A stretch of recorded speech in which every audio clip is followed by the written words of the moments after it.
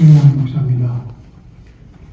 지난주 이동환 목사 문제와 관련한 안양지원 민사실록의 판결 소식을 듣고 저는 두 가지 느낌을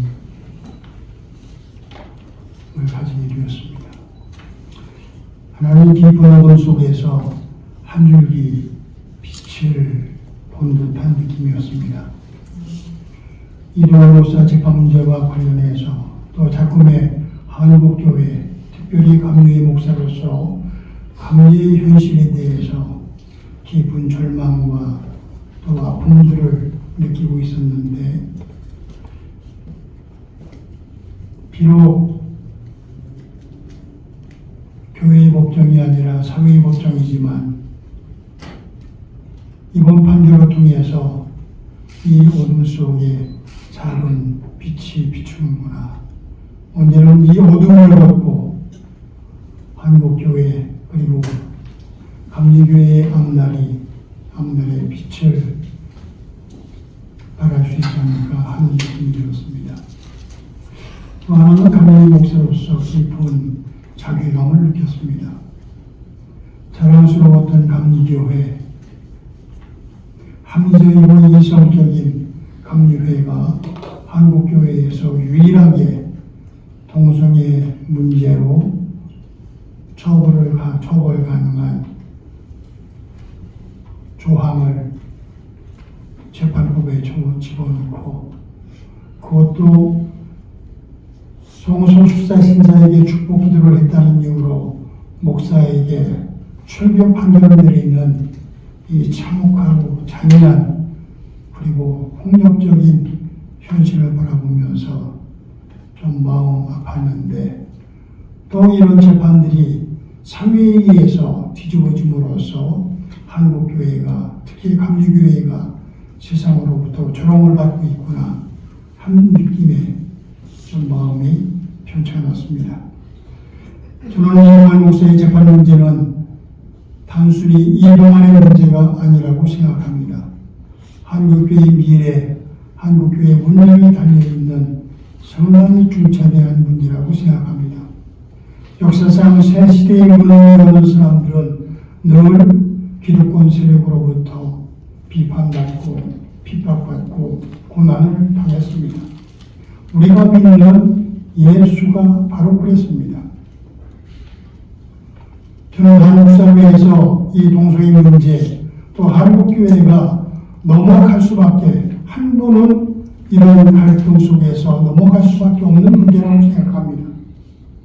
그런데 그 첫문을 이동환 목사가 열었고, 또 이동환 목사가 앞서서 고통당하고 출교당하는 모습을 보면서 정말 형언할 수 없는 마음의 고통을 느꼈습니다. 그리고 감리회에서 이동환 목사가 성소수자들에게 축복 기도한 행위로 출교했다면 다시 한번 해봐라. 그리고 감리회가 제안해서 지난 서울의 퀴어 축제 현장에서 40여 명의 목회자들이 축복 기도를 했고, 거기에 감리회 목사도 9명이 참가했습니다. 저도 참가자 중에 한 사람입니다. 그 이후에, 그리고 이동환 목사를 출교시키려면 나도 한번 출교시켜봐라. 나도 이동환 목사하고 다르지 않다. 라고 선언하는 목사가 140명 가까이 됩니다. 감리회 동성애 대책위원회에서는 이동환 목사를 고발했던 그 집단이 저를 비롯해서 이번 퀴어 축제에서 축복 기도에 참여한 목사 6명을 고발하겠다고 지금 고발자를 찾기 위해 혈안 중이라고 합니다. 저는 당연히 그 길로 가리라고 생각했습니다.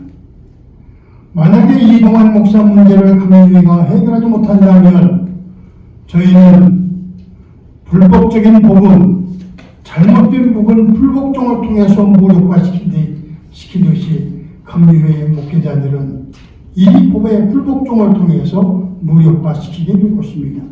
그리고 그 과정에서 제3, 제4 수없이 많은 목사 희생자들이 나오게 될 것입니다.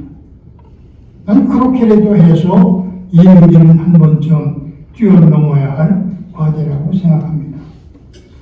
이번 안양교 판결에 대해서 저희들이 주목하는 것은 감리회가 자신을 한번 돌아볼 수 있도록 했다는 것입니다.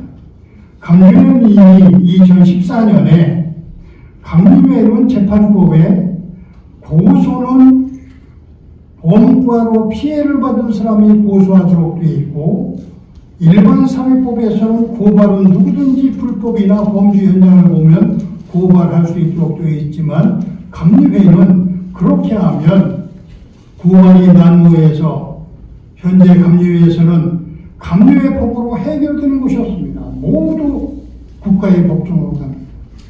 그러면 이 국가의 법정에 갈 때 숨어드는 역량과 재원, 갈등, 이 문제를 감당할 수 없기 때문에 고발은 좀 제한하자. 그래서 고발 한정주의라고 하는 것을 채택했습니다. 고발은 몇몇 특정한 범죄의 행위에서만 고발할 수 있게 하자. 그리고 이 고발할 때는 목사하고 장로만 고발할 수 있는 자격을 주자.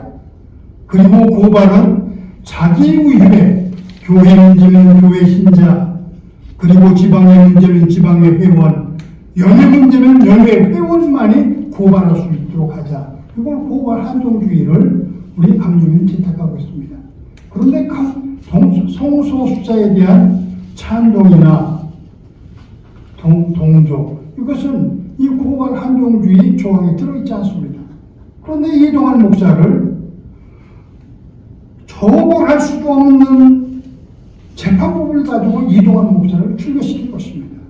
그리고 감리회는 이미 2014년 총회 특별재판위원회에서 그건 불법이라고 판결한 판례가 있습니다. 그런데 이번 총회 재판위원회가 이걸 무시하고 더 상급 법원인 통해 특별재판위원회가 한 판결을 위반한 것입니다. 그런데 이번에 안양지원에서 판결을 하면서 이 점을 정확히 짚은 것을 발견했습니다.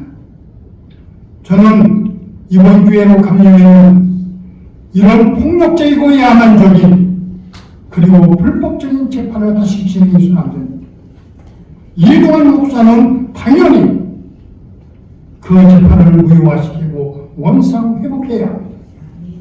그리고 성소수자 문제와 관련해서 합리적으로 토론하고 함께 연구하고 함께 기도하면서 어떻게 해결할지를 그 길을 찾아야 합니다. 지금처럼 중세기에 많은 재판하듯이 누가 나서서 저 사람 동성애 지지한대요, 저 사람 동성애 찬동한대요 하면 재판에 붙이는 이런 야만적인 행위가 감리회에서 한국교회에서 더 이상 행위줘서는 안 됩니다. 따라서 저는 상급법원 재판부에 강력히 요청합니다. 이번 문제는 이동환 목사 개인 문제로 절대로 끝나지 않습니다. 이건 개인의 문제가 아닙니다. 한국교회 전체의 문제이고 이 시대의 문제이고 역사의 문제입니다. 따라서 법원이 침묵하면 안 됩니다. 안양지원의 민사지불부가 판단한 것 상급법원에서 받아들여야 합니다. 그리고 범죄로 얼룩져 있는 비정상적인 교회 재판을 국가라도 나서서 바로잡아야 합니다. 그래서 더 이상 야만적이고 폭력적인 교회의 일부 극보수 세력에 의해서 목사들이, 신자들이 처벌받고 희생되는 일이 없도록, 인권이 유린되는 일이 없도록 이제는 국가재판부가 나서야 합니다. 한국교회 재판부 더 이상 스스로 이 문제를 해결할 자격도 능력도 그럴 도덕성이나 윤리성도 존재하지 않습니다. 그래서 상급법원 재판부에 강력히 이 점을 강조하고 요청드리고 싶습니다. 고맙습니다.